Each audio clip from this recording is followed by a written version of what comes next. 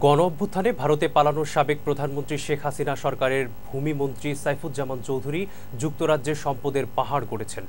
কাতার ভিত্তিক সংবাদ মাধ্যম আল জাজিরার অনুসন্ধানে বের হয়ে এসেছে এই তথ্য। সামান্য সরকারি বেতন পেয়েও ভিন দেশে কিভাবে সাম্রাজ্য গড়ে তুলেছেন আওয়ামী লীগের সাবেক এই মন্ত্রী। দীর্ঘদিন অনুসন্ধানের পর বুধবার আল জাজিরার প্রকাশিত ওই প্রতিবেদনে বলা হয়েছে, সাইফুজ্জামান চৌধুরী যুক্তরাজ্যে $250 মিলিয়ন খরচ করে 360টি বিলাসবহুল বাড়ি কিনেছেন, যা বাংলাদেশি অর্থে প্রায় 3000 কোটি টাকার সমান।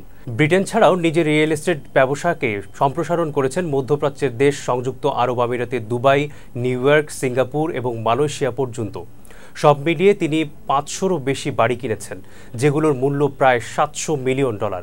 আল জাজিরা বলছে, সাবেক প্রধানমন্ত্রী শেখ হাসিনার সঙ্গে বেশ ভালো সখ্যতা ছিল সাইফুজ্জামানের, যা তিনি নিজেই স্বীকার করে বলেছেন, আমার বাবা শেখ হাসিনার খুব কাছের লোক ছিলেন, আমিও তার কাছের লোক। শেখ হাসিনা আমার নেত্রী ছিলেন, তিনিও জানেন যুক্তরাজ্যে আমার ব্যবসা আছে।